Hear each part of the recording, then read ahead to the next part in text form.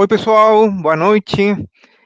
A gente está começando hoje um novo ciclo e está começando com o tio Uli. Eh, Obrigado aqui por ser o primeiro, tio Uli, e seja bem-vindo. É uma honra ter você aqui no canal. Pô, muito obrigado, Carlos. A gente se conhece aí já tem mais de 2 anos. Acredito que você foi essencial para a minha trajetória, porque quando eu comecei lá em 2018 para 2019, eu fiz um evento de analistas certificados e aquele momento ali ele foi muito importante para as pessoas me respeitarem.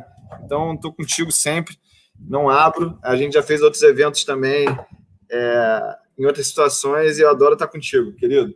Te acho muito competente e eu tenho certeza que todo mundo que está escutando aqui a gente vai ter um ótimo conteúdo aí para apreciar hoje.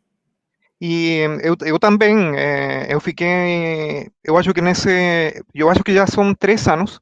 Sempre tem alguma coisa para ir aprendendo, tio Uli, ou de marketing digital, ou de negócio, de criar uma linha aqui, outra coisa. É uma fonte de ideias muito louca. Então, sempre tem alguma conversa, conversando com o Uli, sempre tem alguma coisa que você aprende, sabe? E que tira alguma coisa legal. Então, Uli, me conta aí, conta de você. Quem que você é, como que você começou, estudou o quê? Fala, Carlos, olha só, eu sou um apaixonado por finanças essencialmente, tá? Então, eu comecei a acordar para o assunto finanças em 1999, quando teve a maxi desvalorização do real, porque eu recebia uma pensão, a minha mãe recebia uma pensão dólar do meu pai, que o setor que ele trabalha é petroquímico, né? Então é dolarizado. Então ele sempre ensinou a gente a pensar em dólar. E aí, ali nos 3 primeiros meses de 99, subiu 80%, de 1,20 para R$ 2 o dólar. E aí foi aí que eu soube que existia o canal Bloomberg. E aí eu comecei a olhar Bloomberg, e aquele negócio me enfeitiçou, cara. E eu comecei a estudar. Eu sou, por natureza, um late adopter. Ou seja, eu gosto de ver as pessoas tomarem um risco antes, elas verem o que acontece e depois eu vou trabalhando em cima do que já aconteceu. Muito difícil eu botar as caras de primeira assim.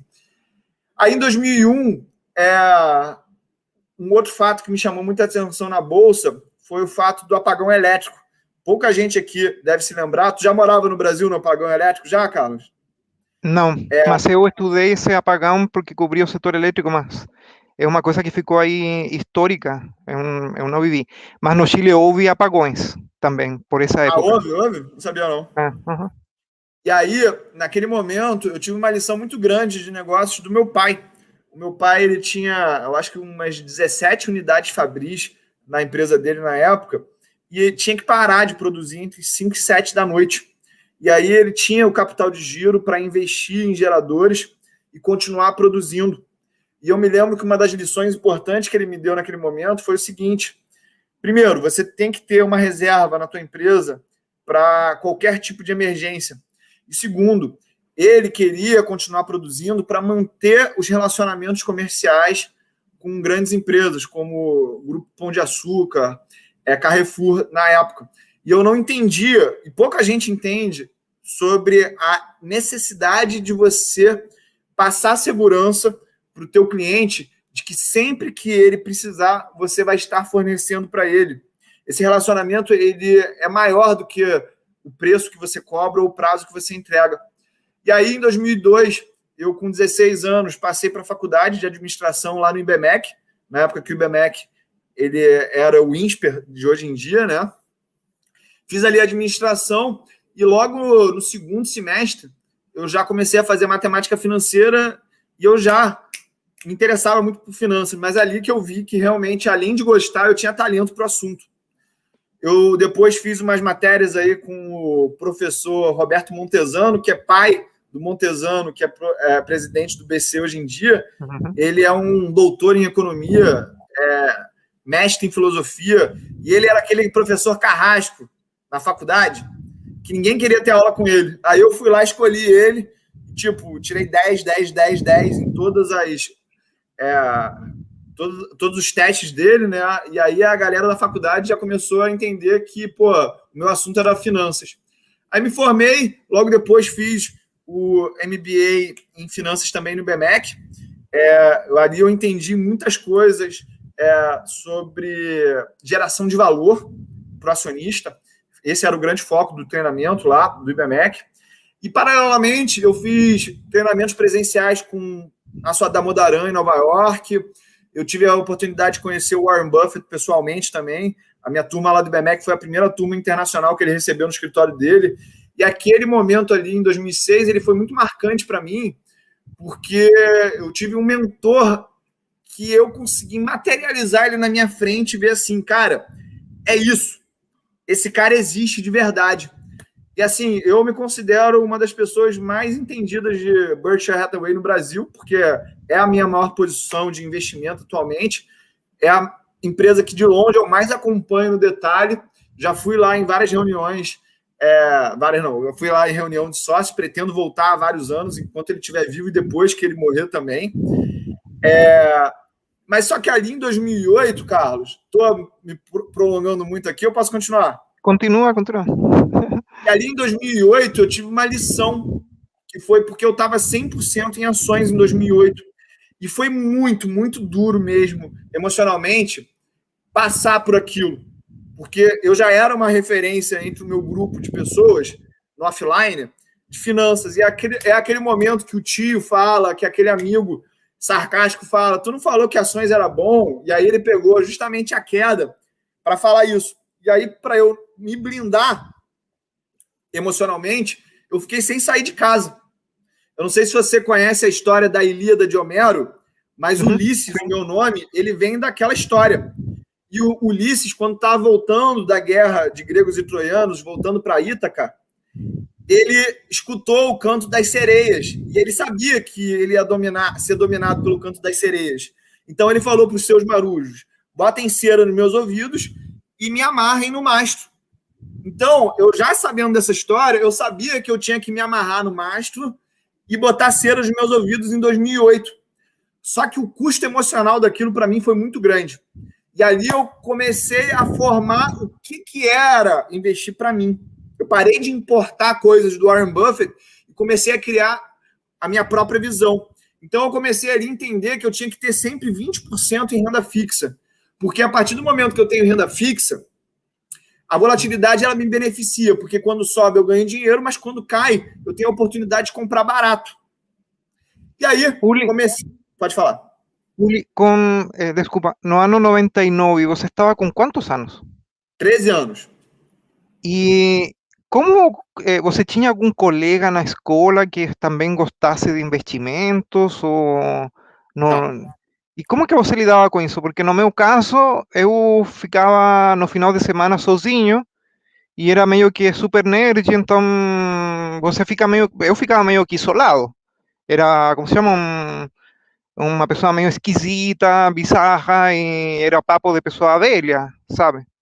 Como que você lidava com isso? Então, eu só conheci meu pai, Carlos, quando eu tinha 11 anos. E meu pai, na minha cabeça, era uma pessoa que só se preocupava em ganhar dinheiro. Só se preocupava com o negócio dele. E aí, para eu ultrapassar essa rejeição, eu pensava na minha cabeça com 11 anos. Se eu entender de negócio, se eu falar de negócio, meu pai talvez queira falar comigo. Então, eu ia estudando sobre negócios, não era para conversar com amigos, era para ter assunto com meu pai, já que eu só tinha conhecido ele com 11 anos. E depois eu fui entender que meu pai, na verdade, ele pensa sobre negócio do mesmo jeito que eu penso sobre investimentos. Ele quer que as decisões elas aconteçam sem ele ter que pensar muito. Lidar com princípios e valores, né? O que é ter princípios e valores? Qualquer que seja o ambiente, qualquer que seja o momento, você vai tomar decisões que não tem a ver com o que está acontecendo agora, mas com o que você acredita que é a verdade sempre. Isso significa que, em alguns momentos, as pessoas vão achar que você é estranho, que você é um desgarrado da matilha, que você é um ermitão, que você é sozinho, que você é estranho. Então, você tem que saber ser rejeitado para você ter esse tipo de conduta.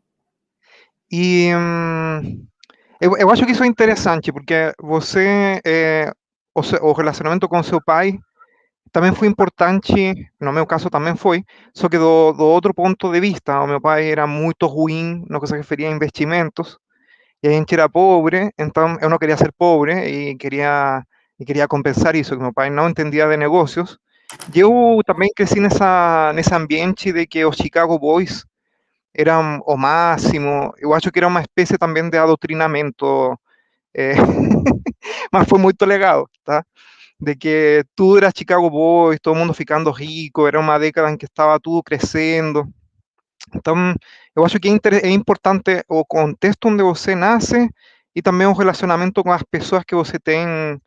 Eu acho que esse é um ponto em comum, apesar de que você aparentemente vem de um entorno muito mais privilegiado ou mais avantajado economicamente. Não, Curiosamente é a mesma coisa. isso aí não é uma verdade, tá? Como eu falei, eu só conheci meu pai com 11 anos, então eu vivia como classe média baixa até eu conhecer ele. Porque quando ele se separou da minha mãe, eu tinha 1 ano.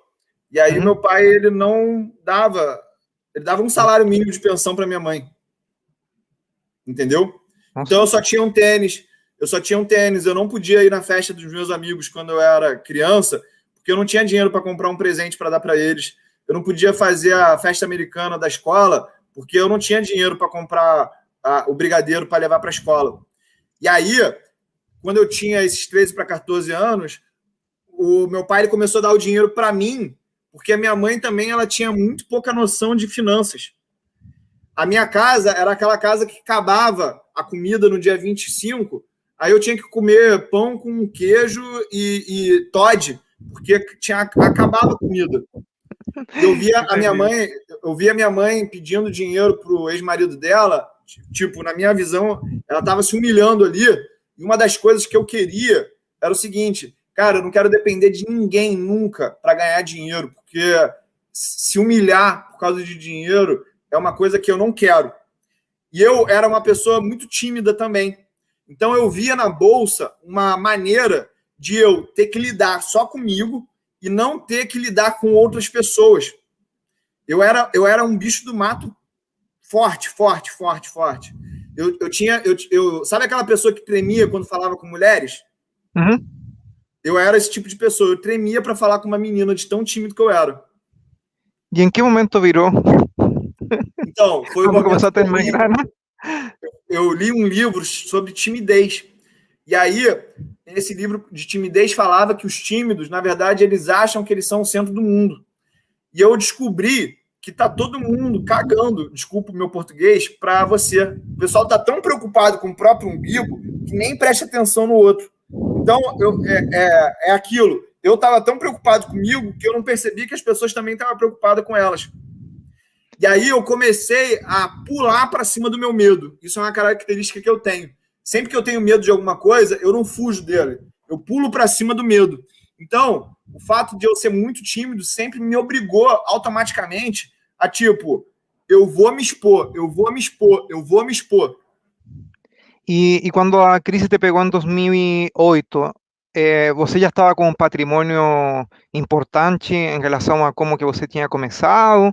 Havia muita gente Já, que você já estava guiando, parentes? Por que foi tão difícil essa crise? porque, assim, eu cheguei no meu primeiro milhão quando eu tinha 21 anos, em 2006. Em Uhum. 2008, eu estava com 2 milhões de dólares de patrimônio. Na época lá que o dólar era 1,50, era 3 Nossa. milhões.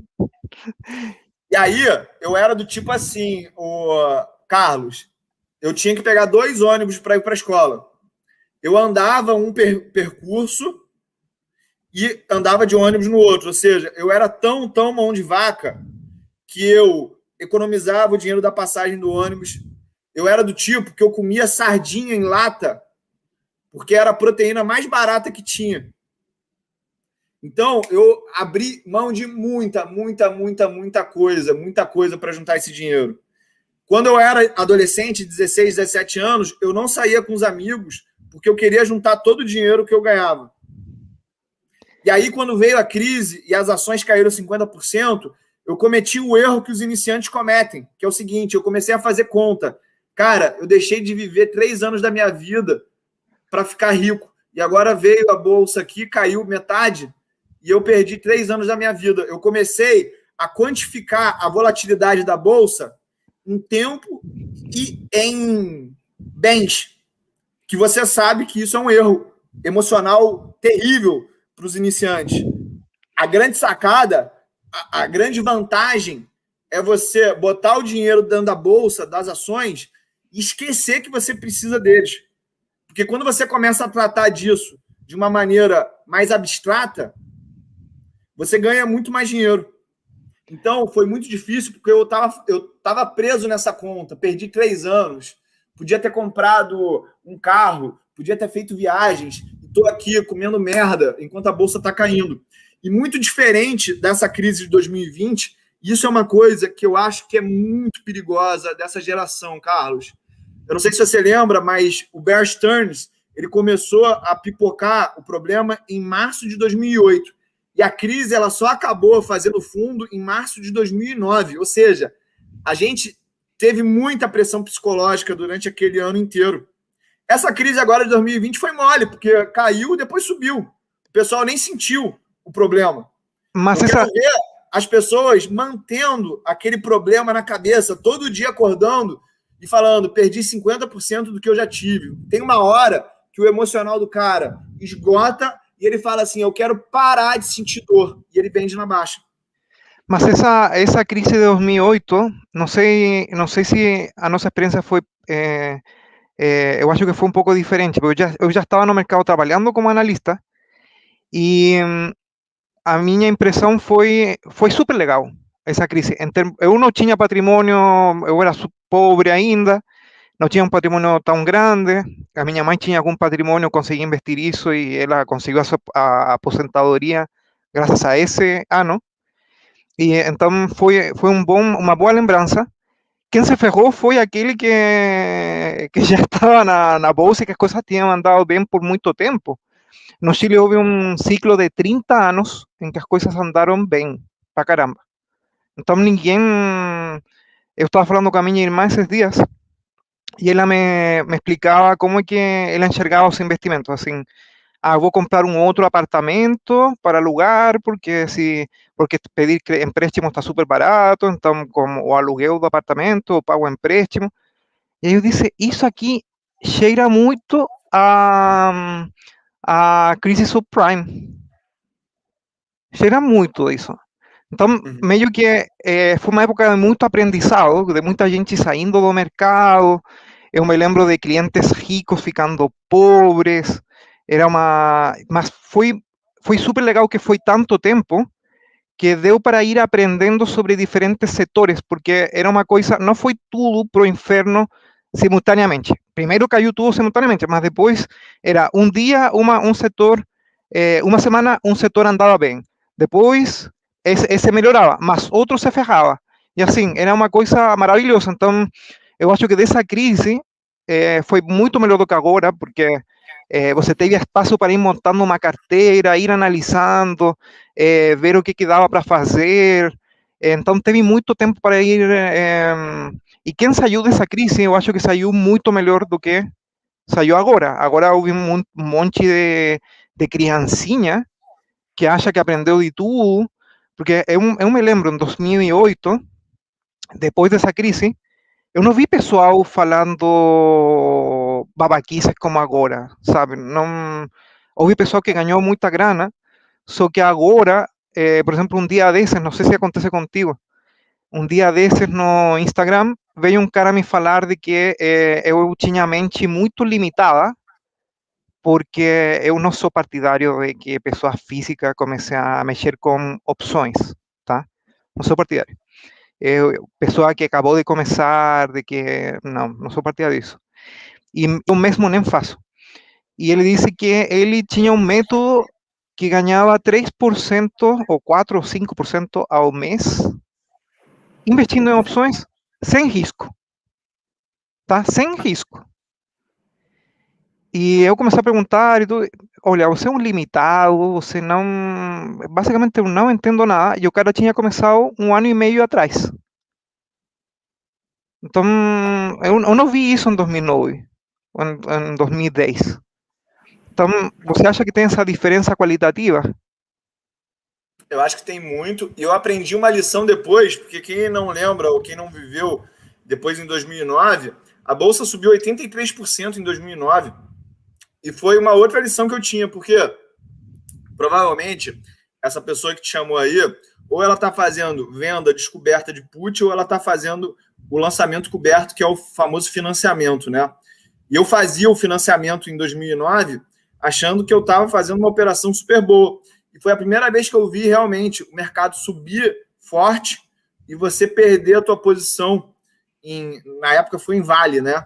Eu perdi a minha posição em Vale e eu vi que, na verdade, era aquilo que eu não podia deixar acontecer.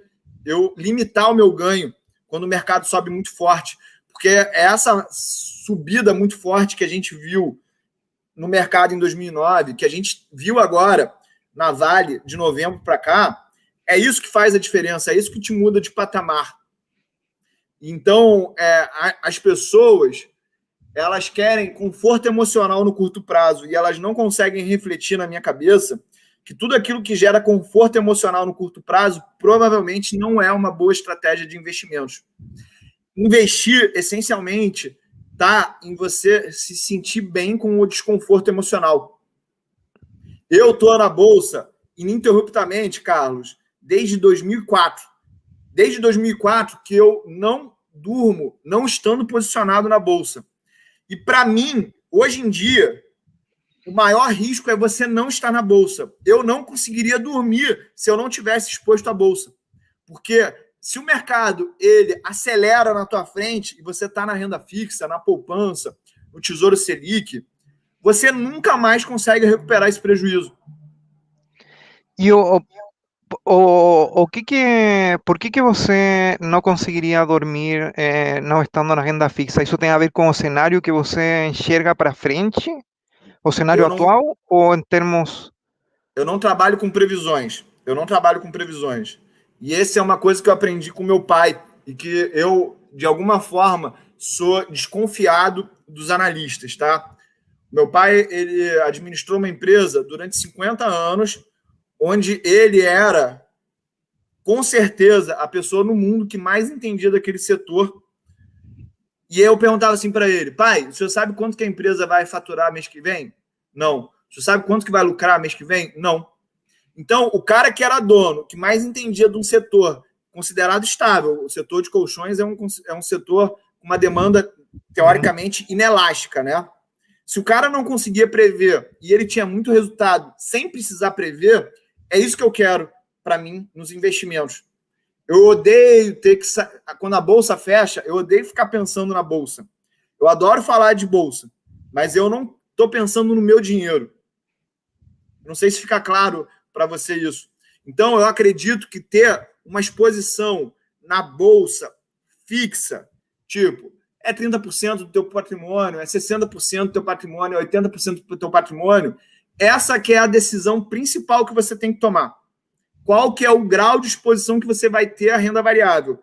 Mas não estar na renda variável é um erro muito, muito grande para mim.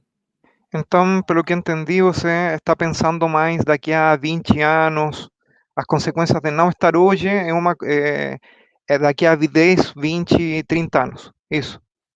Se eu pudesse, o meu sonho, se eu pudesse escrever, é que eu vou deixar as minhas ações para os meus filhos, os meus filhos nunca vão mexer nas minhas ações, e eles vão deixar para os meus netos, e vai se tornar uma Berkshire Hathaway nesse nível. Eu, eu vejo o Warren Buffett tomando decisões com 90 anos, pensando para os próximos 30 anos, como se ele fosse estar vivo com 120 anos. É isso que é longo prazo para mim. É até depois de eu morrer. Mas o que você está vendo, por exemplo, já passando uma coisa mais específica de conjuntura? Você viu a live da Berkshire, a última? Sim. Você não sente que a gente tem um contexto em que estão acontecendo muitas coisas muito esquisitas, porque no caso de 2008, eu acho que havia alguma luz no fim do túnel. Havia certo tipo de arquivos que você dizia, olha, é meio difícil eu me dar errado. Aqui no Brasil você tinha, eu me lembro do ABC Banco, que chegou em R$ 1. Então você tinha que ser muito idiota, ou muito, tinha que ser muito ruim para você comprar um banco por uma vez preço-lucro ou duas vezes preço-lucro e se dar mal, sabe? Em algum momento isso ia virar. E quando você analisava o banco, ele não tinha o mesmo problema que o subprime, a gente não tinha a mesma coisa de lá, então, poxa, ia se dar certo. A gente tinha uma luz no final do túnel, era coisa de sentar e esperar. Nesse momento, a gente está vendo um monte de coisa que eu não consigo entender, por exemplo, isso do Bitcoin ou das criptomoedas. Eu todo dia recebo alguém que me fala ou me critica por não ter cripto ou que explique o que é cripto. Eu, na verdade, não faço a menor ideia e não consigo explicar isso. E por mais que suba ou se triplique, desplique, se multiplique por 10, eu estou fora.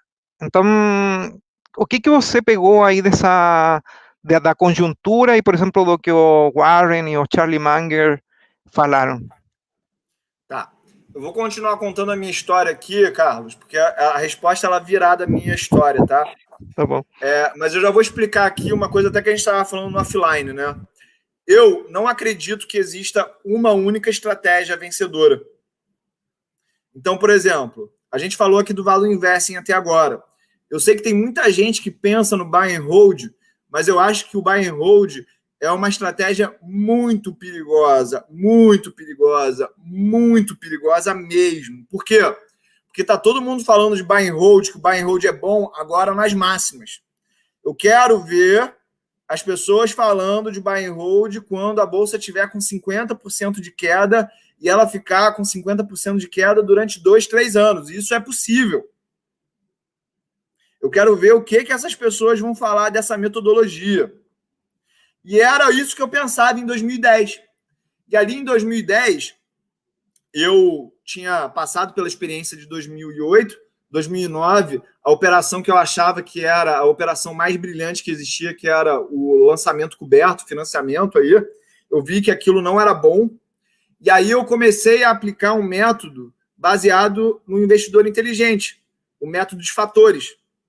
Então, você vê as empresas mais baratas em relação a algumas métricas, você compra aquelas 15 empresas e você atualiza aquilo periodicamente.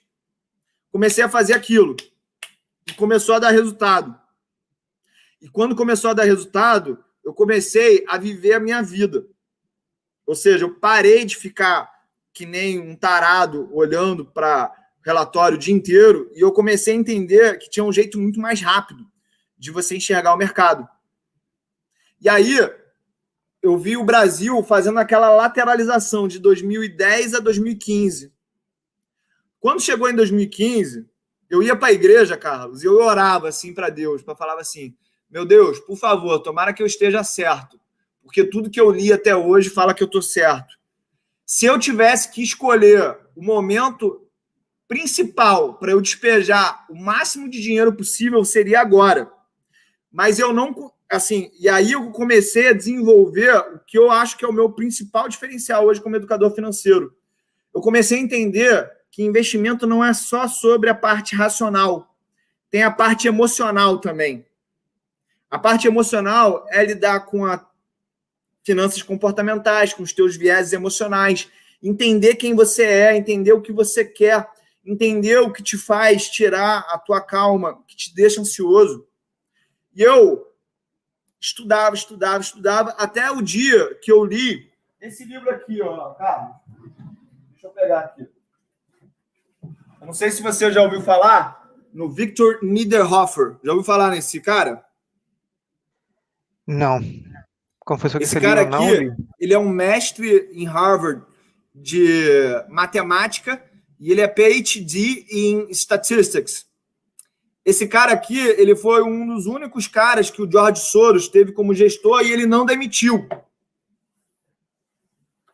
E esse cara quebrou 2 vezes. Ele fazia uma estratégia que era buy the dip. no índice futuro do S&P. E ali eu entendi que eu tinha um viés emocional que era de retorno à média. Ou seja, se subiu muito, eu já tinha dentro da minha cabeça que ia voltar a cair. Se caía muito, eu tinha dentro da minha crença que o mercado ia voltar. Só que nesse livro, ele explica quem pensa do contrário. O que é o contrário? São os trend followers. Os trend followers, eles falam assim, o que está subindo eu estou comprando, o que está vendendo o que está caindo eu estou vendendo. E ali eu entendi o que o pessoal do Bitcoin hoje em dia pensa. Porque se você usar a metodologia de trend following nas criptomoedas, você ganha muito dinheiro. Eu já mapeei isso aqui com os meus alunos, eu já estou trabalhando isso com os meus alunos. Tu conhece a metodologia de trend following? É o mesmo que Momentum. Ah, não. Trend following de que você vai vendo, mas você vai vendo nas redes sociais e o pessoal está falando Não, do. é tipo Momentum mesmo. Momentum. É Momentum. Mas eu aqui criei uma metodologia proprietária que eu ensino para os meus alunos. E aí, aí vamos completar a pergunta que você fez da Berkshire Hathaway. Se eu tenho uma metodologia disciplinada de encontrar as empresas mais baratas, que é o Factor Investing, e eu misturo isso com uma estratégia de trend following, aqui eu estou achando as empresas mais baratas da Bolsa. E aqui, se a Bolsa está subindo, eu estou comprando algumas ações. Se ela está caindo, eu estou short, eu estou vendendo as ações. E quando tiver uma crise, eu vou vender as ações e elas vão proteger a queda do meu portfólio, que já está relativamente barato em relação ao mercado. Eu não pago caro nas ações. Então, eu acredito que o teu mapa mental aí, a tua gestão de risco, pelo que eu conheço do teu trabalho, é pagar 50 centavos na nota de $1, correto? Uhum. Então, além de eu fazer isso também, eu estou usando as tendências do mercado para apostar em altas ou em quedas. E quando dá um crash no mercado, uma queda muito forte, eu estou monetizando essa queda com essa estratégia de trend following. Entendeu? Por isso que eu não estou nem aí para onde que a bolsa vai, porque para onde ela for, eu vou estar ganhando dinheiro. Uli, e qual que é a diferença entre o Factor Investing e o que a gente faz tipicamente de, quando está montando uma carteira, fazer filtros, ir selecionando e tudo isso? É a mesma coisa? Mesma coisa. Porque para mim, basicamente, é meio que, de repente, a gente coloca nome numa coisa que faz, sabe? Que a gente vai procurando. Assim, tu já leu esse livro aqui, O Antifrágil? Já leu, né? Sim. Aqui ele ensina pra gente que quanto mais simples for um modelo, melhor ele é. E as pessoas que não conhecem de bolsa, de investimentos, elas querem criar sistemas complexos, com muitos filtros, porque isso faz com que ela tenha mais certeza, mais confiança, ou ela se sinta mais inteligente. Então, eu faço filtros muito simples, porque eu sei que essa metodologia ela não vai funcionar sempre. É por isso que eu preciso encaixar o meu mindset quando for dar errado. Toda estratégia vai dar errado em algum momento. Por isso que se você não tiver o mindset correto, você vai sair na baixa. Criou-se também uma cultura na internet hoje em dia, Carlos, de que mindset é encheção de linguiça. Já ouviu falar isso, que mindset é encheção de linguiça? Sim. Eu penso ao contrário. Para mim, mindset é a coisa mais importante, porque se o cara não tiver mindset, ele vai, em alguma hora, entregar a paçoca. Mas sim que também mindset, eu acho que é o que a gente tinha nos axiomas de Zurique. Então é uma coisa velha, não é só que é um nome para uma coisa que já existia, o pai rico, pai pobre, sabe? Foi meio que colocar um nome em coisas que já vinham acontecendo. Então, mas também, Uli, tem um monte de gente que fala qualquer coisa e pessoal com 20 anos que sai. Eu já vi isso, sabe? Peraí, deixa eu te fazer uma pergunta aqui agora. Teus pais foram casados? São casados até hoje? Então, Teus pais tiveram ensino superior? não. Eles tinham alguma base educacional? Sim. Tá. Eu vim de um lar onde os meus pais eles não eram juntos. Eu não aprendi nem a rezar um Pai Nosso. E assim, a minha mãe não teve educação, meu pai não teve educação. Por exemplo, eu nunca fiz curso de inglês porque meus pais não sabiam que era importante encher meu saco para falar inglês. Eu tive que aprender depois de velho, já fui morar nos Estados Unidos para aprender. Então, quem teve a família, quem teve um lar, quem foi cuidado, às vezes não sabe da importância que isso tem. Porque eu, que meio que me criei errando e acertando, tomando esporro, tomando porrada, eu queria muito que alguém me ensinasse o que era ser um mindset, qual que era a importância de você ter doutrina, entendeu? Tipo assim, a minha mãe, eu não estou falando mal dela, eu estou falando das limitações dela. Ela acordava 1h da tarde, tá ligado? E às vezes eu não ia para a escola porque ela tinha preguiça de acordar para me levar para a escola, tá ligado? Então, assim, existe um déficit em alguns lugares tão grande que essa encheção de linguiça, ela é, na verdade, um norte. Entendeu? Uhum.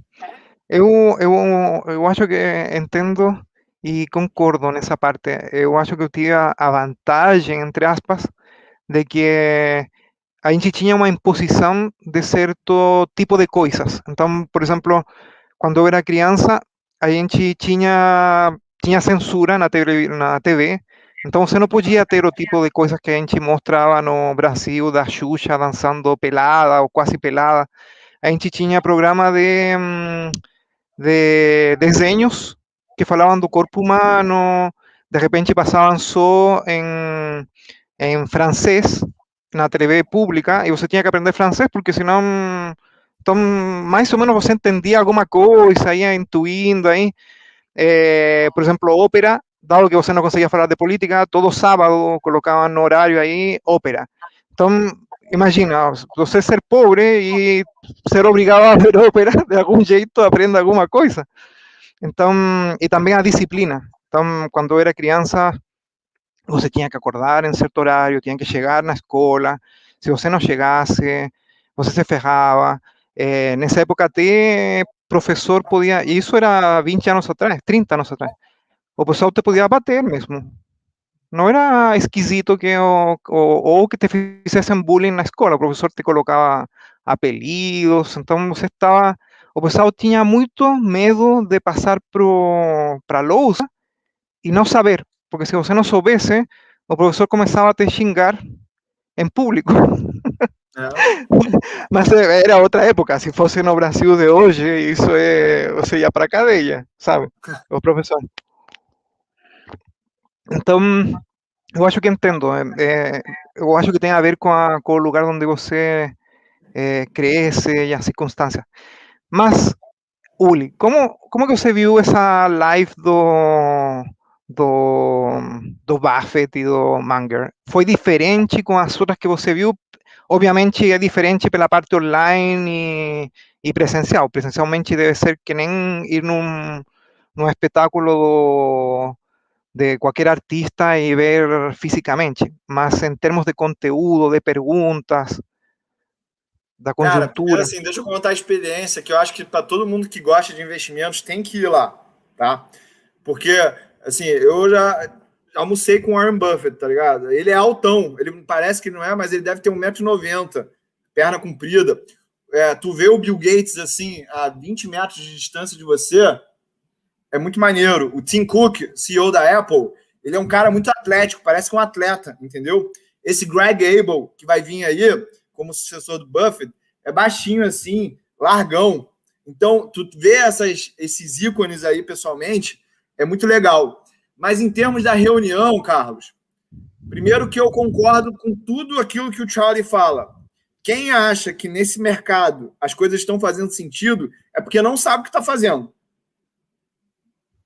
E aí, eu adoro ver reunião do Buffett, e eu acho que nos últimos 15 anos ele sempre repete a mesma coisa. E isso é bom. Por quê? Porque quem se incomoda de não ter coisas novas sendo faladas é quem não entende de investimentos.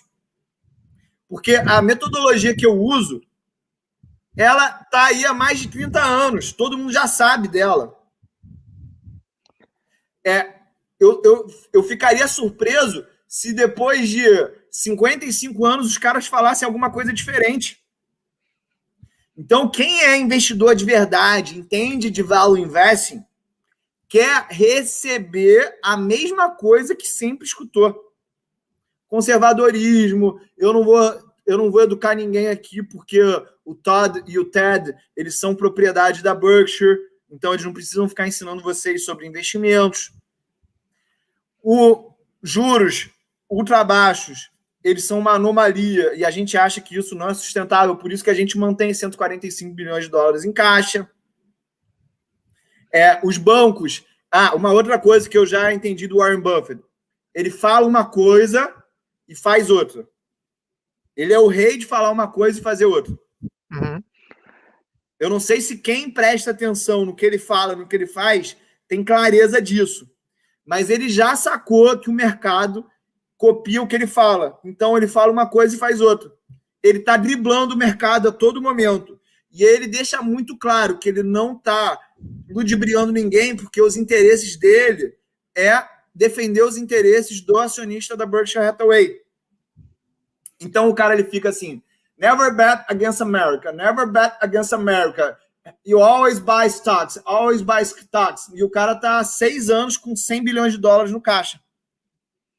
Quem não consegue ver as atitudes dele através do portfólio, tá perdido. Ele fica falando, banks are good business, banks are good business, e está vendendo mais de 30 bilhões de dólares em banco. Aí o Marlon disse que o Barsi faz a mesma coisa. Eu acho que eu concordo com isso, mas também eu acho que tem a ver com que, primeiro, você não é analista, ou nem o Barsi nem o Buffett são analistas, e eles se devem ao gestor, aos cotistas do fundo que eles têm, ou da empresa que eles têm, ou a si próprios. Então, ninguém faz favor para ninguém, tá? Então, se você não está pagando para ele, nem nada, ele não... E também tem outro ponto, pode ser que você não faça por maldade, pode ser porque também você vai aprendendo na medida em que você vai fazendo. Então, o gênio não sabe que está sendo gênio, que está descobrindo uma coisa nova no momento que está descobrindo. Ele sabe 5 anos depois e consegue explicar o que ele estava fazendo.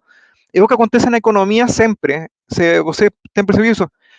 Vão acontecendo coisas, o mercado acha, os economistas acham os policymakers vão achando uma solução e depois conseguem explicar, e aí sai uma outra teoria econômica que explica como é que funcionou isso. Então, é uma mistura dessas duas coisas, não é?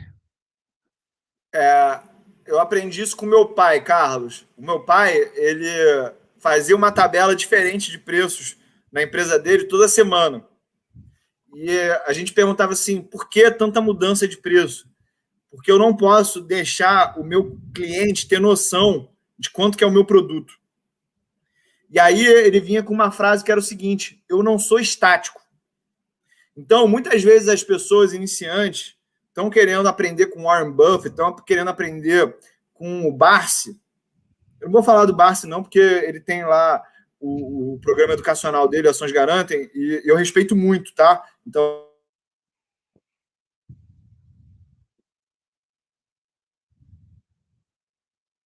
Uli, eu acho que ficou travado. Tá aí, pessoal, tá ouvindo? Tô aí? Tá aí? Aí voltou.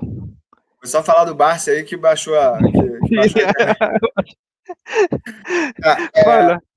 Assim, quando meu pai falava assim, eu não sou estático, assim, o cara não tem obrigação nenhuma de mudar, de manter a mesma filosofia imutável para sempre. As coisas vão evoluindo e você vai se transformando ao longo do tempo.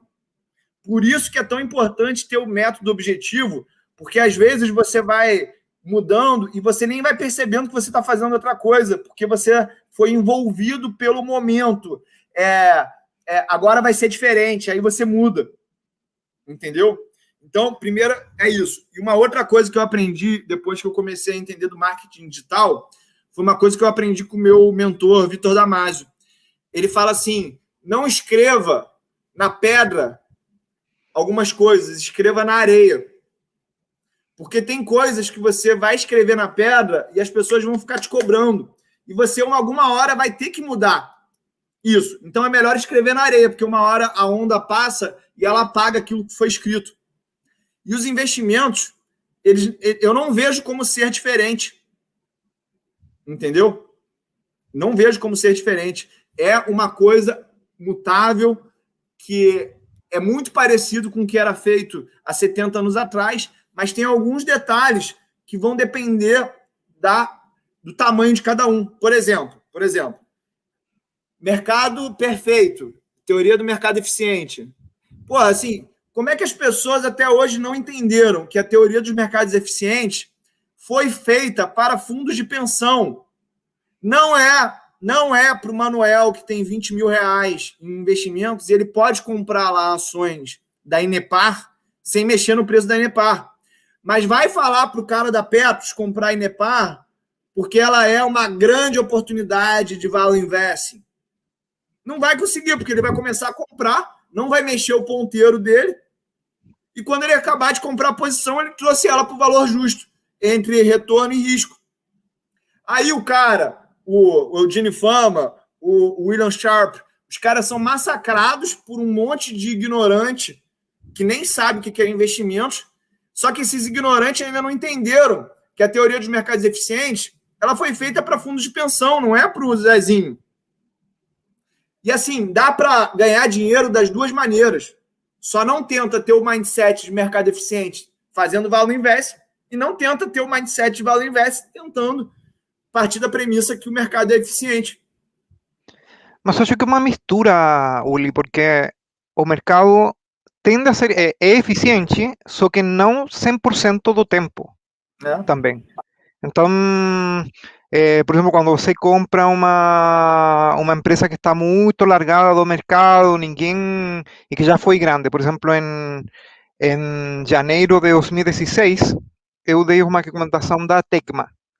A Tecma é uma empresa tradicional, aí, chata pra caramba, até 2015 era considerada uma vaca leiteira, enfim. Resulta que, de repente, o mercado virou, o pessoal percebeu que era uma coisa super cíclica, todo mundo deixou de cobrir, se passou uma percepção de que a empresa estava quebrada, não estava quebrada. Então, esse fluxo que fugiu criou uma anomalia do mercado. Já não ter mais analista, nem sequer acho que tinha uma classificadora de risco querendo cobrir. Todo mundo fugiu disso. Só que depois, quando você pega, depois, 6 meses depois da recomendação, e quando o papel já tinha sido multiplicado por 2 ou 3 vezes, aí saiu o BTG de novo, voltando a cobrir, e daí o papel começou a andar de novo, e a classificadora de risco voltou. Então, depois, o mercado voltou a ser eficiente, quando teve mais liquidez, sabe? Então, eu acho que é uma parte do value investor tentar ver quando o mercado não é eficiente para depois lucrar quando ele volta a ser eficiente. Não é? Correto. E uma das coisas que eu explico para os meus alunos também, Carlos, é o seguinte: a teoria dos mercados eficientes é baseada em que 95% do tempo o mercado ele vai ser eficiente. Então, se a gente pegar 252 dias úteis de mercado e a gente for ver 95% dos dias, 240 dias está tranquilo. Tem 12 dias no ano que você pode abocanhar as oportunidades. Então, assim, tu falou aí que teve uma ineficiência, mas ela foi por um período curto e logo depois o mercado ele percebeu isso e corrigiu. Ou seja, você não pode... Você tem que ser tático se você quer ser um value investor. Você não pode ficar comprando várias ações todo dia na bolsa, porque você não vai conseguir retornos excedentes em relação ao risco que você está assumindo se tiver essa tática de comprar todo dia várias ações. Tu tem que ser pontual e tem que concentrar as compras. E aí você quebra algumas premissas da teoria dos mercados eficientes, que todos os investidores são diversificados, de que ninguém consegue botar preço no ativo, de que o cara está investindo lá nos Estados Unidos, naquele ambiente lá de trilhões de dólares. A Tegma, por maior que ela seja, ela é uma titiquinha no mercado mundial de equity. Uhum. Um dia desses, por exemplo, tem uma empresa que está aí envolvida. Vantagem, tá? Carlos, desculpa te interromper aqui. Isso mostra que é uma vantagem para todo mundo que está assistindo a gente. Vocês têm uma vantagem muito grande em relação aos grandes gestores. Por isso que estudar e correr atrás do conhecimento, ele vai gerar muito mais lucro para você do que para o cara lá que está administrando 10 bilhões de dólares em Nova York. Só que a vantagem, você tem que trabalhar para pegar, porque não é de graça, não é que você vai estar aí no Twitter e alguém com boa vontade ou algum carinha de um fundo vai ir entregar para você. Por exemplo, nesses dias, tem uma empresa que está envolvida com uma recuperação judicial e eu pedi para alguém me ajudar baixando todas as documentações correspondentes. Foram 14.000 páginas, tá? Do processo de recuperação judicial. 14.000 ou 1.000, foram 14.000 páginas. Era uma coisa de 1 gigabyte de papel digitalizado. Então, eu passei para o estagiário revisar algumas coisas disso, tá? E, poxa, o cara aprendeu um monte de coisas, aí eu fui aprendendo outra. Dentro do próprio processo havia valuation disso e aquilo, então você conseguia aprender sobre outras empresas. Só que o cara esteve o final de semana inteiro mexendo 14.000 páginas e quando eu já entreguei isso para outra pessoa, a pessoa se demitiu nas 6 horas seguintes, entendeu? Então não é qualquer um que pega, de repente você acha uma... E de repente isso que está aí vai servir daqui a 5 anos. Não é que você vai pegar agora, você não sabe. Então, como que pegar a pessoa de que vai conseguir aguentar e ir vendo 14.000 páginas, ver o que tem aí, se motivar? Poxa, é difícil, tá? Não é... Não, é pior que tem um viés pior aí. Tem um viés pior. Tem até uma palestra do Monish Pabrai na internet que eu gosto de recomendar muito para os meus alunos, que é o seguinte: quanto mais você estuda uma empresa, maior o risco de você negligenciar os riscos dela. Porque você conhece tanto aquela empresa que você acha que, a recuperação judicial é moleza. Ou pior, tu leu 14.000 páginas e aí você não quer chegar à conclusão que não tem que investir. Então tu começa a criar uma historinha na tua cabeça, tipo assim, eu estudei 14.000 páginas, eu fiquei aqui 2 semanas sem fazer nada, só estudando essa empresa para no final saber que ela não vale a pena comprar. Então, esses conflitos emocionais, eles são muito perigosos também. E você tem isso no dia a dia, porque eu me lembro de uma empresa que a gente viu aqui que subiu 200%, a última live que a gente fez. E eu me lembro que houve uma questão aí pessoal também dentro do time, que a pessoa que me ajudou estava super motivada.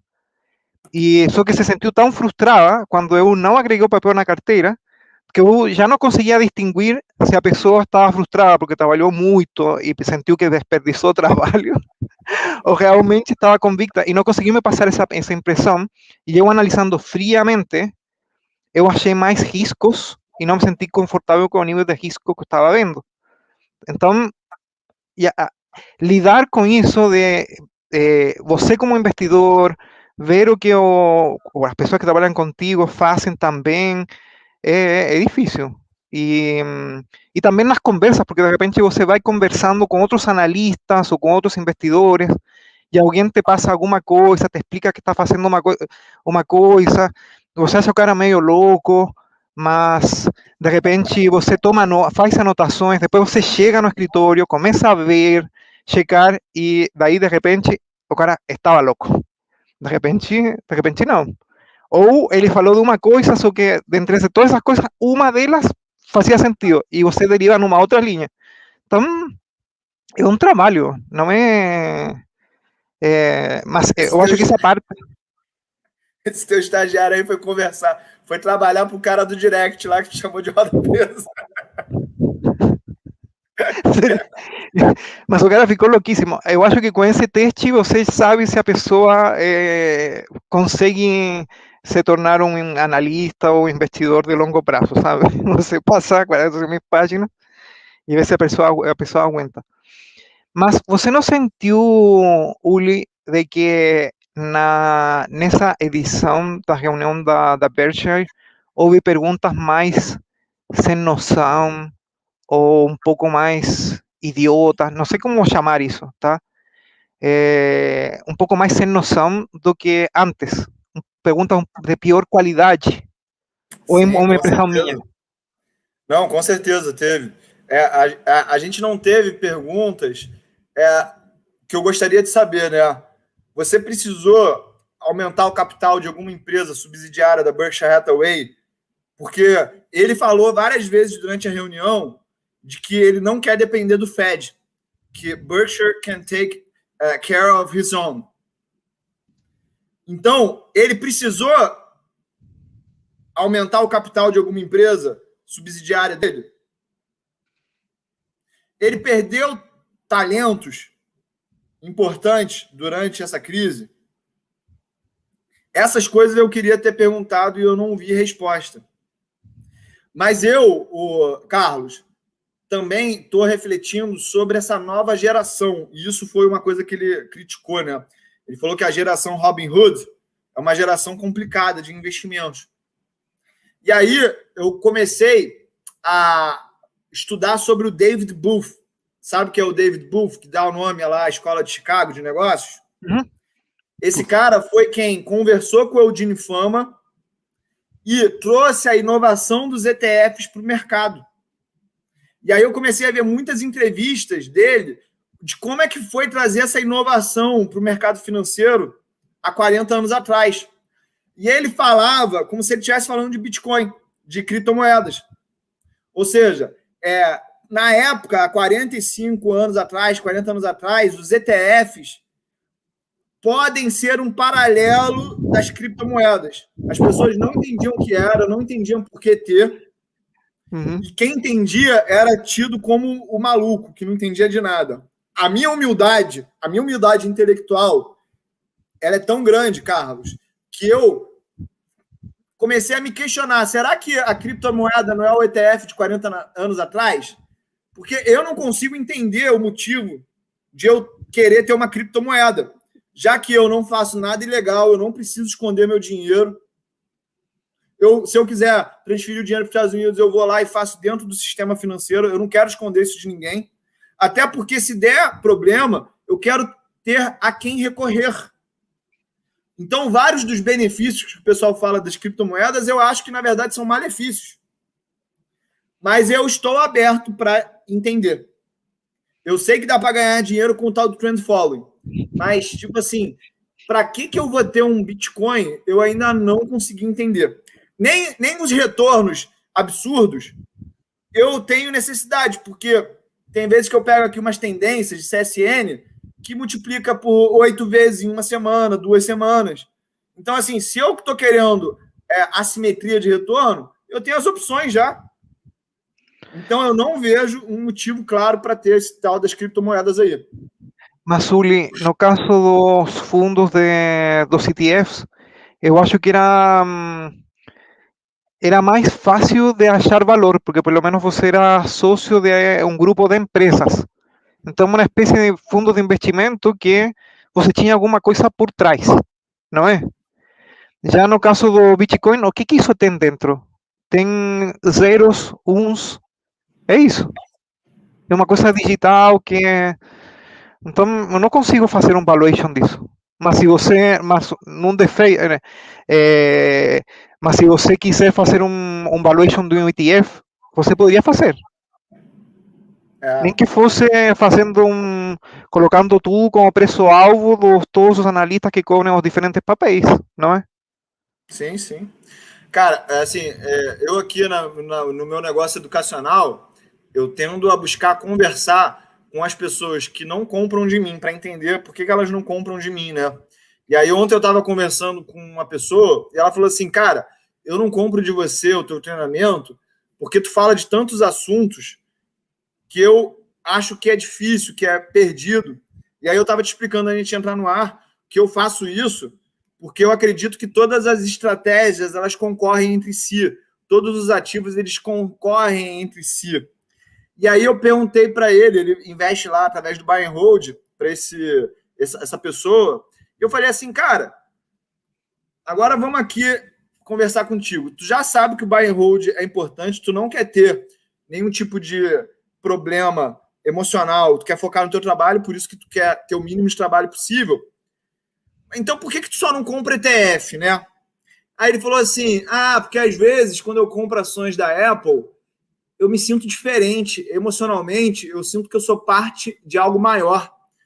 E aí eu perguntei assim, mas tu não sabe que 6% do S&P 500 é Apple quando tu compra o IVV? Tu tá comprando Apple? Ele falou assim, sei, mas emocionalmente é diferente. Então, assim, a gente, cara, talvez seja racional demais do porquê das coisas. E a gente não tá captando essa emoção que está nessa festa das criptomoedas. Porque é uma festa. Na verdade, eu costumo falar que a gente está numa orgia, num filme pornô, onde só tem gente com bisnaga de pão francês e eu tô ali com aquela bisnaguinha. Porque eu faço papai e mamãe, Carlos. Eu faço papai e mamãe e eu não sou sexy em nada que eu faço. Eu só faço o que o método fala. E aí tem uns caras que não sabem porra nenhuma de mercado financeiro, de finanças, que estão dando 200%, 300%, e estão olhando para o tio Uli e falando assim, tio Uli é burro. Tio Uli é burro. Eu também me sinto, o pessoal me chama de velho ou de que preciso me atualizar, porque, por exemplo, se lembra desses IPOs dos unicórnios que houve aqui na Bolsa? Houve vários com 100 vezes EBITDA, 300, umas coisas meio... e as empresas mal você consegue ver um padrão de que esteja gerando caixa. São companhias que estão aí e você é uma startup mesmo, é outro tipo de valuation. E o pessoal me falava, poxa, você deveria ir e aprender alguma coisa. Resulta que o cara não pesquisa nada. Eu comecei como analista e um dos setores que eu cobria nessa época era tecnologia. No ano 2008, eu estava cobrindo tecnologia. Então, não é uma coisa alheia para mim. Só que eu fui e procurei uma empresa de tecnologia e achei uma que está a 5 vezes EBITDA, 5, tenho 15 anos de histórico, e além disso paga bons dividendos. Então, por que eu vou comprar uma coisa que supostamente vai ser unicórnio a 100 ou 200 ou 300 vezes, sendo que tenho outra que tem um potencial que não vai ser unicórnio porque já é grande, mas de repente eu vou ganhar dividendos, de repente você pode multiplicar por 4 vezes. E eu tenho uma convicção porque eu fui um analista que cobriu essa empresa. Na época em que ela era o próximo unicórnio, sabe? Então é muito louco isso de querer ser inovador, de achar que o mundo está mudando e que você tem que ir e não é, sabe? Se for para comprar coisa tecnológica, eu adoro tecnologia, o que não adoro é companhia cara. Se eu conseguisse atender o Bitcoin e achasse que está barato, seria o primeiro a comprar também. Assim, uma das coisas que hoje em dia eu tô mais assim, estupefado é o seguinte: existe uma cultura. Primeiro, assim, a gente está falando alguma coisa e a pessoa pode estar fazendo algo errado e ganhando dinheiro. E pode ganhar dinheiro para os próximos 6, 12 meses, mesmo estando errado. Isso aí já é uma coisa que as pessoas não conseguem compreender com muita clareza, tá? Porque quando a gente está aprendendo a dirigir, se a gente apertar o botão direito, a gente vai para frente, e se a gente apertar o botão esquerdo, a gente freia o carro. O feedback é muito rápido. No mercado de ações, o feedback não é rápido das coisas ruins e das coisas erradas que você está fazendo. Mas uma coisa que eu vejo no empreendedorismo como um todo, Carlos, que me assusta, é essa história, é quase uma taradice, de que, tipo assim, eu vou preparar a empresa para vender para alguém maior na frente.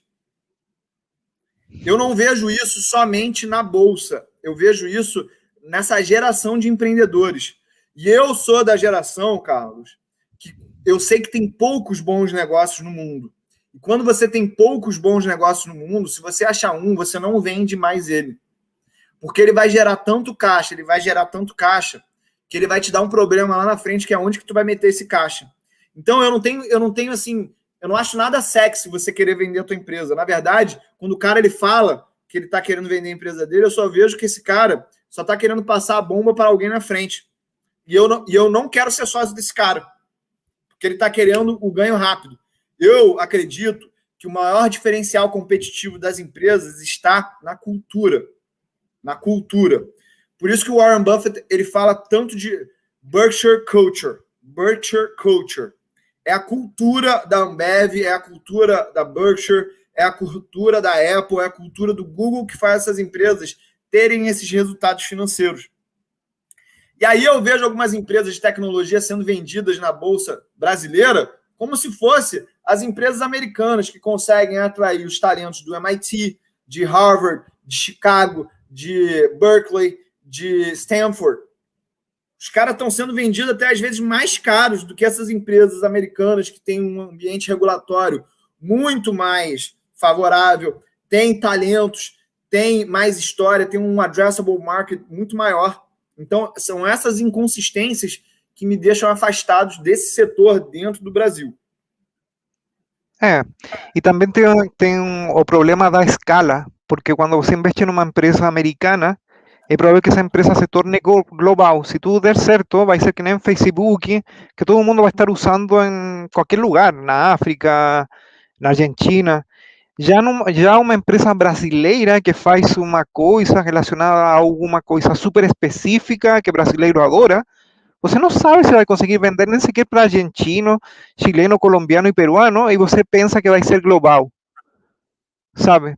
E se ela agir num mercado que é muito específico, e que no Brasil tem alguma vantagem ou tem um problema específico, por exemplo, o sistema bancário, eu fico preocupado aí com essa obsessão dos bancos digitais, tá? Porque no Brasil os bancos demoraram bastante para se digitalizar, mas eu, na minha conta do Chile, eu estive 10 anos sem ir para o banco. 10 anos. E na corretora também, você enviava tudo digitalizado. Então, e tinha um aplicativo. O aplicativo não é muito sexy, não é uma coisa super impressionante, mas faz 10 anos, cara. Então, e agora a gente está no Brasil dizendo, poxa, que é agência. Eu acho que é normal isso, só que os bancos grandes sobreviveram. Então, a gente tem Santander, tem o equivalente do Bradesco, uma coisa, não é o Bradesco, uma coisa parecida, tá? Então, meio que a gente tem essa sensação de que tudo vai mudar, mas no final o mundo muda, mas não muda tanto, tá? Tu conhece quantas pessoas com patrimônio superior a 50 milhões de reais, Carlos? Umas 10? Desde que eu saiba... Algumas dessas pessoas falou assim, estou trocando a minha conta no Itaú Private pelo Banco Inter. Você conhece Não. alguma que falou isso? Eu tenho menos do que essa grana, mas eu saí do Itaú, tá? Eu tinha o Itaú Personalité, não Private, e eu fui pro Inter. E olha, eu gosto do Inter. Tu entende por que o Banco Inter tá valendo tanto? Não. Mas eu gosto do Inter. Como usuário, para mim é maravilhoso, porque eu gosto de tecnologia, sabe? Eu gosto de que cobre zero. Para mim é legal, tá? Para mim funcionou. Mas no caso da corretora, eu não fui para a corretora do Inter. Eu tenho o meu private e funciona super bem. Então, para fazer teste, para fazer a coisa mais tradicional, eu faço. Mas das pessoas que eu conheço que tem um monte de grana, não, ninguém trocou. Só, e eu já tive dificuldade em pedir para funcionário, ou convencer funcionário, ou pessoa mais pobre, de trocar pro Inter. Por exemplo, eu conheço uma senhora que está na Caixa Econômica e outra que tem uma conta no Bradesco, conta poupança, e não querem trocar pro Inter. E eu explico e ninguém quer. Mas, enfim. Assim, as pessoas têm muito analista que ele acha que a realidade da vida dele é a realidade do mundo. Então, quando a gente vai lá na camada C e D da sociedade, a gente vê que o pessoal tem medo de tirar da poupança e botar no Tesouro Direto, sabia? Uhum. As Sim. pessoas elas acham que o Tesouro Direto é muito arriscado, por isso que elas continuam na poupança. Para a gente que tem conhecimento, vira até uma piada. Mas para você fazer premissas, suposições, você não pode pensar que nem a Faria Lima é. O mundo não é a Faria Lima. O mundo ele é muito maior que a Faria Lima. Você tem que ir, se colocar nos sapatos da pessoa, entender a história.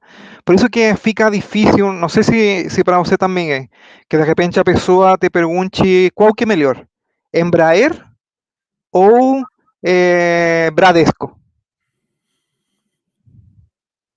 É como, eu digo, isso aqui é como que a pessoa me pergunte, o que é melhor para mim?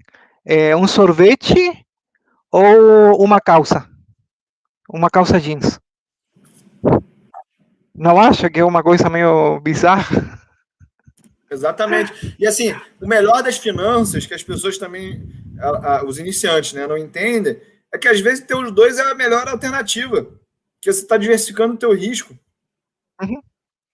Ou de repente Entendeu? nenhum deles, de repente você é super conservador e deveria ter só Taesa e Alupar e um banco por aí, mas eu acho que esse trabalho de se conhecer o pessoal não quer fazer.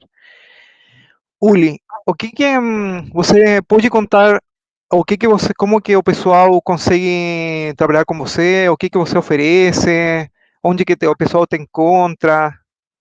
Conta um pouquinho aí, por favor. Carlos, o que eu ofereço é conteúdo grátis para as pessoas que querem aprender sobre investimentos, tá?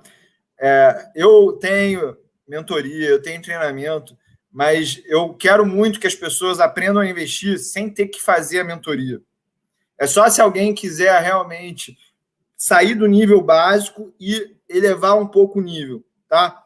Porque se a pessoa ela só quer aprender a investir, eu falo assim, compra o IVVB11, compra o BAVA11, compra o Tesouro Selic, compra o XFIX 11, compra o China 11, compra o Gold 11 e mantém esses pesos equilibrados ao longo do tempo.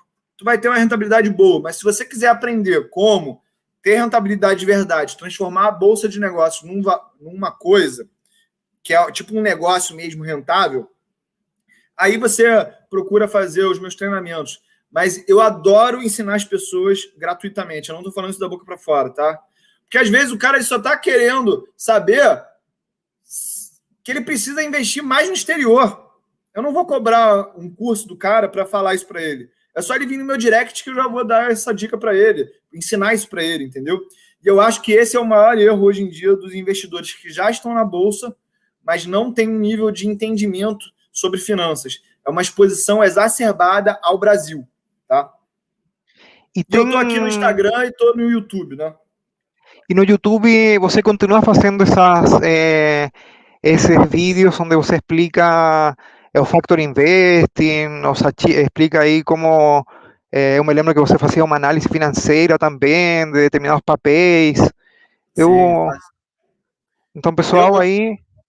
eu aprendi uma coisinha sobre marketing digital nos últimos tempos aí, que é muito importante a gente criar um storytelling. O que é o storytelling? É a pessoa ver o desenvolvimento de uma história. E aí, eu tive a oportunidade de desenvolver uma história recentemente, que é dessa bebezinha aqui, que eu amo demais. Então, semanalmente, eu tô investindo $50 para ela. E aí, com esse storytelling, Carlos, eu estou mostrando para as pessoas que dá para começar com pouco, não precisa de muito tempo e não é muito difícil. Então, se a galera quiser entender um pouco mais sobre como começar no mercado, tá gratuito no meu canal. Vai lá, a carteira da Olivia, que eu ensino. A gente já está no episódio 7. Espero aí que a gente chegue no episódio 700 em algum dia. Mas, Uli, esses $50 são só para fins educacionais. Porque senão a Olivia vai ficar pobre, tá? Vai ficar bem brava. Vai ser igual ao meu pai. Tu já tem filho já, Carlos? Não. Então, arranja um filho que daí o teu filho casa com a minha filha e aí eles ficam bem. Cara, eu acho que quando as dinâmicas familiares são interessantes. Por exemplo, eu agora que meus pais estão mais velhos, que ficaram super velhos, meu pai está doente e tudo isso, eu consegui entender algumas coisas que tinha me custado entender. Então, por exemplo, tem pessoal, eu acho que eu não tinha me colocado nos sapatos deles, de que de repente você investir na bolsa, olhando para dividendos e ser rentista, é uma coisa maravilhosa. Eu acho que eu estava super focado em multiplicar patrimônio,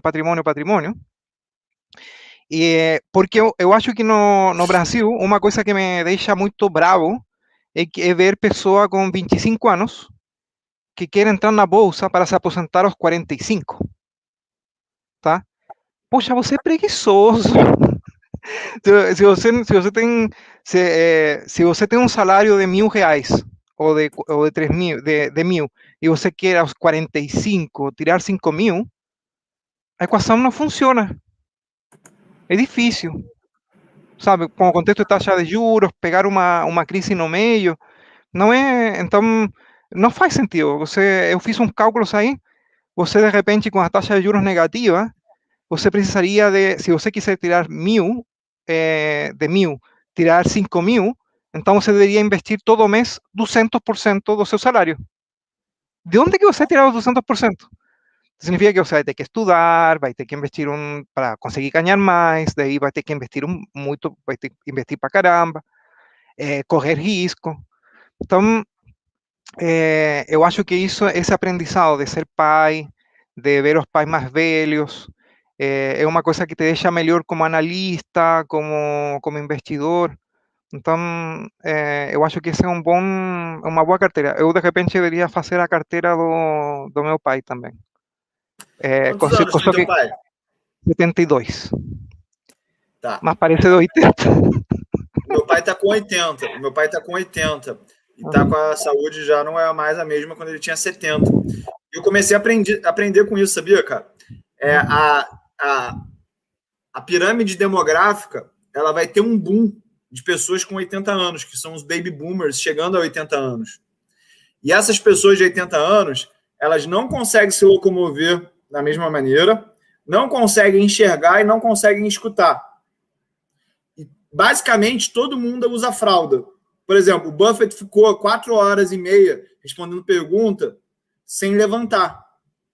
Passou na tua cabeça que ele e o Charlie Munger estavam de fraldas ali? Não. Mas eles estavam de fraldas. Não tem como o cara de 90 anos ficar 4 horas e meia sentado sem fazer, sem urinar. E a gente que não vive isso, a gente nem percebe essa realidade. Então, quando a Amazon vem com Alexia, dispositivos de voz, não é para a gente que tem 30 anos e sabe fazer tudo. Eles já estão pensando nessa população que é quem tem a grana de consumir. Então, o meu pai ele não consegue mais ler com a visão dele. Então, ele só conversa com a Alexa para pedir as coisas. E no dia que ele souber pedir para a Alexa, compra para mim a compra do mercado, porra, a Amazon tá voando. E aí, o cara que é analista no banco lá, 20 anos, e no final de semana ele tá bebendo chopp dele e curtindo com as gatinhas a vida de solteiro, e tem pai de 50 anos, ele não entende essa realidade do mundo. De que esses dispositivos de inteligência artificial que interagem com voz, eles vão servir principalmente como valor para essa faixa de 80 anos ou mais na população mundial, que vai crescer muito. Então, assim, a gente tem que estar sempre olhando para a realidade para aprender. E também Isso é o aí trabalho do analista. isso, e também teve por aí um relatório que um monte de gente me falou e que até uma empresa de saúde teve que sair com uma carta para investidores de que pouco menos que as empresas de saúde, as empresas de medicina diagnóstica estavam super ferradas.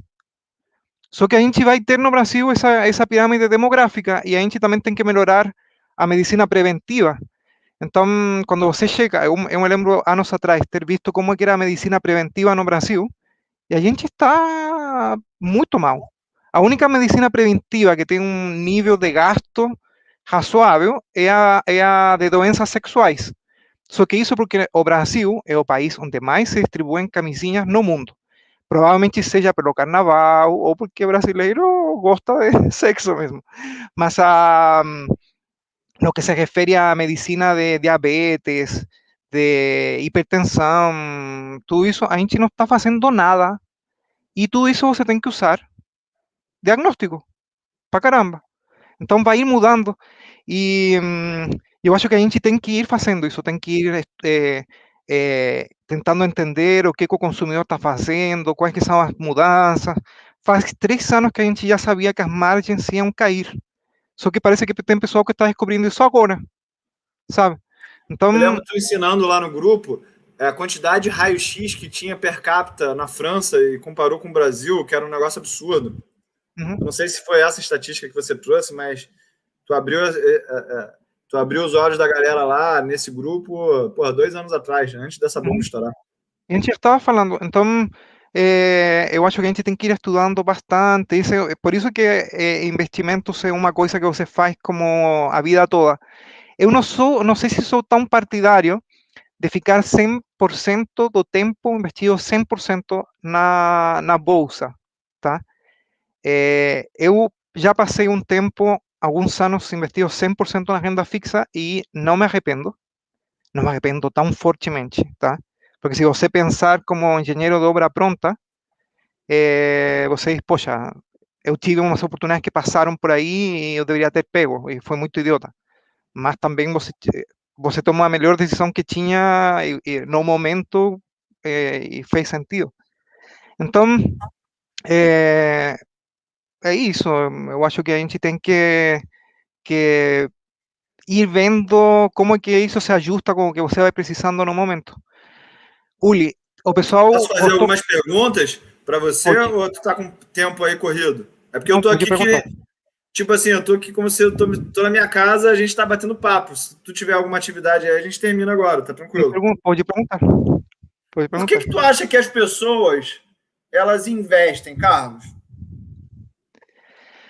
Eu acho que o pessoal investe ou porque quer, quer multiplicar o dinheiro, tá? Por cobiça, basicamente. Ambição, tá? Outro pessoal investe porque precisa de alguma coisa no futuro e que é muito importante. Então, por exemplo, tem um assinante nosso de que ele tem uma doença e ele precisa de um certo instrumento que vai facilitar muito a vida dele. Só que isso Ele é médico? custa, sim, Eu e isso conheci custa, lá no nosso evento. e custa um monte, isso aí é em dólar e, poxa, você tem que investir nisso, porque você está meio que ferrado, por uma coisa que você precisa para melhorar seu padrão de vida. Também tem outro pessoal que investe porque quer deixar uma herança para o filho, quer deixar um legado, e também quer ter uma boa aposentadoria. Porque se você fizer as contas, é fácil você descobrir de que se você não investir, você aos 60 ou aos 50 anos vai ficar ferrado e vai ficar pedindo dinheiro, sei lá de quem, tá? É, você acha que tem mais razões? Eu acho que o primeiro motivo do porquê as pessoas têm que investir é por causa da inflação.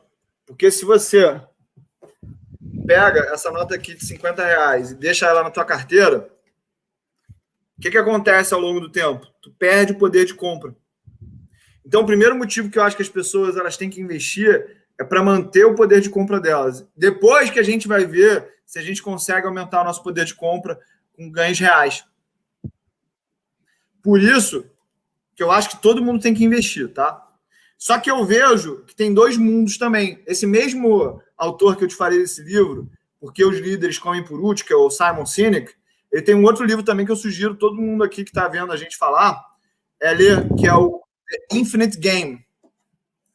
Esse livro, ele foi inspirado num livro escrito na década de 80 de um autor chamado James Baker, tá? Então, basicamente, tem o jogo finito, que é onde a gente sabe as regras, sabe quem está jogando, para um ganhar, o outro perde, tem hora para acabar. Esse é o jogo do gestor. O gestor, ele tem um jogo finito, ou ele tem que ganhar do benchmark para ter a performance dele. O cara que investe para com 45 anos se aposentar, ele está jogando um jogo finito. Eu acho que você, a gente joga um jogo infinito. Porque a gente está jogando aqui todo dia para ser um melhor investidor do que a gente era ontem. A gente joga o jogo dos investimentos porque é um desafio intelectual que deixa a gente vivo todo dia na hora que acorda. Todo dia na hora que acorda, eu tenho certeza que tu está pensando, cara, será que dá para descobrir uma maneira de ganhar dinheiro hoje? Mas não é pelo dinheiro, é pelo desafio intelectual. E, graças a Deus, isso que a gente gosta muito de fazer é a coisa melhor remunerada do mundo. Porque eu estou falando isso justamente porque o Buffett ele fala isso. Para você ser um bom investidor e ler as 14 mil páginas, tu não pode fazer isso pelo dinheiro. Tu tem que fazer por algo a mais. E é esse desafio intelectual de saber que hoje tu sabe de algo que tu não sabia ontem e amanhã tu vai descobrir uma outra coisa e cada dia que esse quebra-cabeça está perto de ser resolvido, vem alguma coisa e mistura tudo e a gente começa tudo de novo. Só que a gente não está cansado, a gente não se sente desestimulado, a gente não se sente injustiçado pelo jogo do mercado financeiro quando isso acontece. A gente vai com mais vontade para o dia seguinte. Então, eu acredito que existem esses dois grandes grupos. Quem quer realmente ganhar dinheiro na Bolsa, através das estratégias mais complexas, tem que jogar o jogo infinito. Dá para ganhar dinheiro e se aposentar e viver bem com um jogo finito, que é esse de ganhar uma rentabilidade média? Dá. Mas eu vejo como dois grandes jogos diferentes. Esse raciocínio, eu concordo. Mas a gente está falando como se tivesse o Neymar falando como Messi, sabe? A gente faz isso porque gosta mesmo. Então, resulta que a gente ganha grana e isso é muito legal e estimula muito. Mas eu acho que também tem um pessoal que consegue jogar futsal e ser muito feliz e estar super sarado e ir criando um círculo virtuoso. Então, eu acho que muita gente se perde nisso. É legal você admirar, só que é o mesmo que quando você vai num médico. Você tem muita gente querendo ser um investidor profissional, só que para isso você precisa de uma disciplina e de uma loucura, de uma motivação que de repente você tem na sua vida como médico ou como advogado. Então você tem que tentar ser o melhor advogado, o melhor médico e ter uma estratégia de investimento que faça sentido para você, sabe? Não é todo mundo que tem que ser super ultra louco como a gente. Eu entendo isso. Porque, por exemplo, não sei se aconteceu contigo alguma vez, mas eu já me encontrei na praia, fugindo do estresse, no mar, dentro do mar, e de repente chegou uma ideia de uma ação que eu estava vendo, e meio que eu entendi, finalmente entendi a foto. Então estava no mar, estava a situação aí rolando no mar, brincadeiras, eu meio que fiquei com a ideia, caiu na minha mente e eu disse, olha, você sabe que essa ação tá barata? E o pessoal me olhou de um jeito, o que está acontecendo aqui? Eu comecei no Instagram com um quadro chamado Bolsa na Rua, porque é assim que eu vejo o mundo. Eu não ando no Iguatemi olhando para as lojas. Eu ando para o Iguatemi olhando assim, cara, essa empresa está na bolsa, essa empresa está na bolsa. Será que o pessoal está saindo com sacola dessa empresa aqui? Será que o pessoal está saindo com sacola dessa empresa? Cara, vou ver como é que isso está impactando o resultado. Eu vejo o mundo assim. E eu, assim, tu me chamou aqui para um papo de analistas, né? Eu nunca acreditei na ideia da carteira recomendada, porque eu achava que todo mundo era que nem eu. O cara era apaixonado por investimentos. Tu sabe quem é Paul Merriman? Já ouviu falar nesse cara? Já ouvi, mas o que é? O John Bogle, ele é o pai dos fundos passivos, né? E o Joe Merriman, ele aplicou a ideia de fatores aos fundos passivos. E aí ele estava numa entrevista falando, ele conversando com o John Bogle. E o John Bogle, ele falava assim, cara, eu só vou falar de S&P 500, eu só vou falar de S&P 500, eu só vou falar de S&P 500. Porque quando a gente começa a falar de outra coisa, isso gera confusão no cara iniciante. Isso gera confusão no cara iniciante. E o grande problema para as pessoas executarem um plano de investimentos é a complexidade deles. Então, hoje em dia, com mais maturidade, eu vejo que a carteira recomendada que você faz, que eu faço, ela serve a quem simplesmente quer botar o dinheiro aqui e tirar mais ali e cuidar dos seus filhos, cuidar do seu trabalho, cuidar da sua saúde, ir para o mar e curtir a água. Entendeu? E essas pessoas, elas querem confiar que a gente que é apaixonado por esse assunto, que a gente vai saber dar essa resposta para elas. Tu não vê assim também um pouco o mundo? Sim, mas eu acho que a gente tem que saber estimular as pessoas. Por exemplo, o meu pai, estando ferrado, eu fiquei super feliz ontem, tá? Ou anteontem.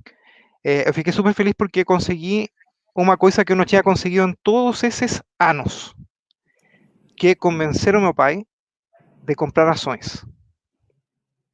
72 anos. Nunca tinha conseguido convencê-lo disso. Nunca. Eu consegui. E é uma mudança de paradigma. É impressionante. Você não sabe o nível de felicidade que eu tive.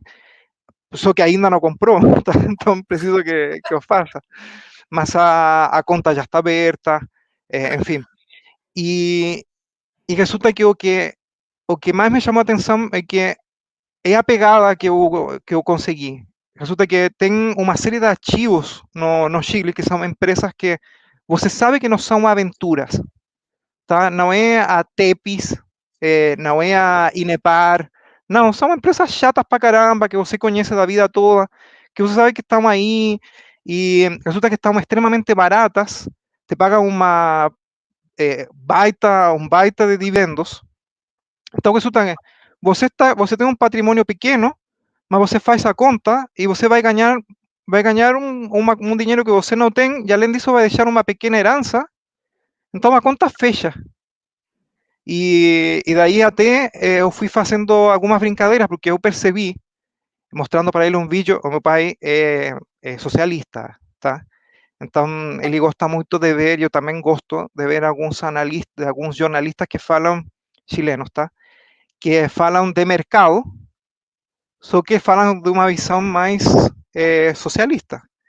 Então, uma mulher estava falando de que os fundos de pensão eram muito safados. Você tem ações dos fundos de pensão na bolsa, tá? São pouco líquidos, tá? Dice, porque os fundos de pensão são uns safados, ganham muita grana a custas de nós. Então, resulta que a empresa Habitat quadruplicou os lucros esse ano e agora está pagando 100% de dividendos. E aí disse para o meu pai, eu tenho essa ação, pai. Tá vendo?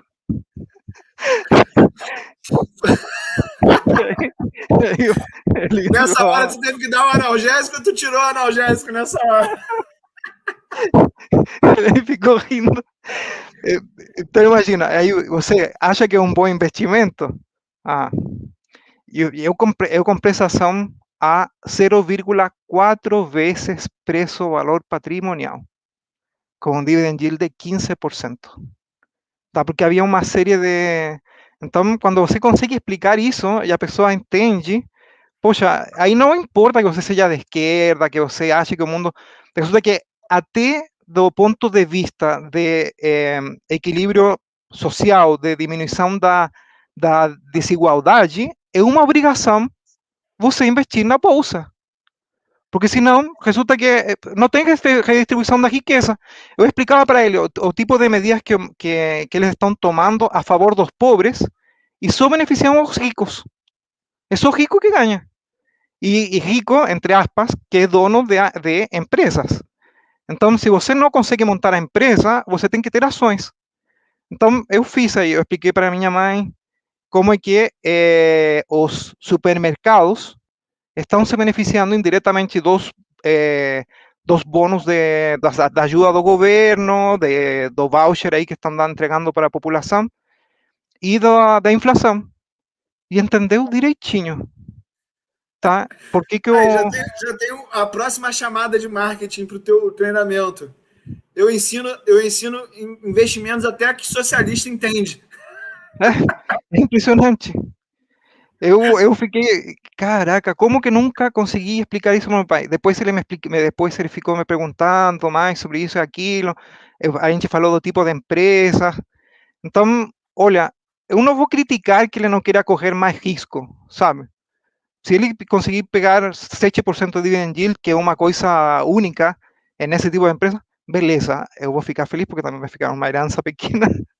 Então, é, eu acho que é uma mudança, sabe? De você deixar de ficar xingando o rico e você dizer, poxa, eu tenho uma alternativa de me beneficiar disso, nem que seja com o pouquinho que eu tenho.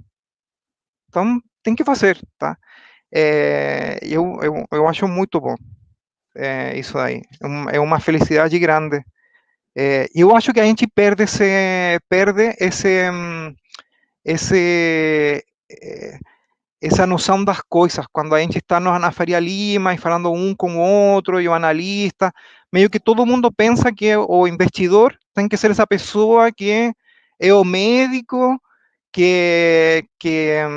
o advogado, só que não pensa que de repente a pessoa humilde, que foi operário de uma fábrica, de repente ele tem que fazer, porque senão está ferrado mesmo, e vai chegar velho e não vai conseguir se financiar, ou porque ele também é socialista, só que do jeito que está, vai ficar socialista e pobre. É muito melhor você ser socialista e rico e ficar bebendo champanhe. É muito mais fácil você organizar o mundo assim. Só que ninguém vai te falar isso, sabe? Então, a gente é muito fácil perder a noção das coisas, de que bolsa é para todo mundo. Então, eu fico feliz. Uli, o pessoal adorou aqui. O Marlon Brando parece que adora Malombrando você. é, Malombrando é a figurinha carimbada aqui do canal. A gente fina É, demais. ele adora você, tá aí falando do Barsi, que o Barsi comprou ações da CESP, 100 mil papéis da CESP. Tá? O Marlon Brando está brilhando, tá? Porque às vezes ele só faz brincadeira e parece que você o motivou e está falando muita coisa. E o pessoal gostou pra caramba. Eu acho que tem por aí mais. Eu acho que basicamente esse feedback que eu tenho, tá? Para você. O pessoal perguntou sobre algumas ações, é, mas eu acho que a gente pode deixar isso para uma outra live, não acha? Pô, adorei, cara, adorei. Assim, foi muito gostoso estar aqui com você hoje. Adoro, sempre quando eu tô com você, eu tô rindo, porque você é uma pessoa que é tão inteligente, cara, que você é capaz de rir de você mesmo. E pouca gente é capaz de fazer isso de uma maneira tão leve e sendo tão inteligente quanto você. Eu não sei se você tem consciência disso, mas tu é capaz de falar sobre os teus erros de uma maneira que, tipo assim, mostra para as pessoas. Cara, até eu aqui que sou mestre em Minas, engenharia de Minas, eu cometo erros. Eu me lembro que tu lá no evento, falou assim, pô, eu vim pro Brasil, aí tudo começou a dar errado. E aí a galera ria pra caramba, e tu falava aquilo de uma maneira educacional, cara. Então eu tenho muito respeito por você, tenho muita admiração. Aqui a gente está 1h40 falando, então eu nem preciso falar, que é muito prazeroso estar conversando, trocando ideia contigo. Estou sempre a postos aí quando você me convocar, querido. É a mesma coisa, Uli. Eu sempre aprendo alguma coisa de você. Você é muito generoso, sempre entregando alguma dica de alguma outra, de qualquer coisa da vida, enfim, eu sempre aprendo. E essa boa vibe também te ver nessa nova fase de pai. Poxa, eu fico feliz por você. Eu acho que vai ser muito bom isso aí. Eu já te vejo super feliz. Você sempre foi muito feliz, mas eu acho que é uma felicidade diferente. Então, está de parabéns, tá? Bem, irmão. Muito obrigado, Uli. É um prazer ter você aqui, que seja o primeiro nessa série de lives. E, pessoal, eu quero agradecer a todo mundo também. Entrem no canal do Uli, sigam aí no Instagram. Ele faz algumas coisas super engraçadas. Eu fico rindo às vezes com a criatividade que ele tem. E sigam o Uli no Instagram, ele é super ativo lá. Eu também estou tentando ser mais ativo, então tem like também aqui no canal. Entre no canal dele. E compartilhem o nosso trabalho, para que a gente Para a consiga crescer. galera que veio aqui por minha causa, Carlos, mas quer conhecer mais do teu trabalho, quer ler os teus relatórios, quer ler esses relatórios de 14 mil páginas em 3 páginas, como é que faz para te achar? Tem um site, condorinsider.com, o canal do YouTube que está aqui, tem um Instagram, Condor Insider.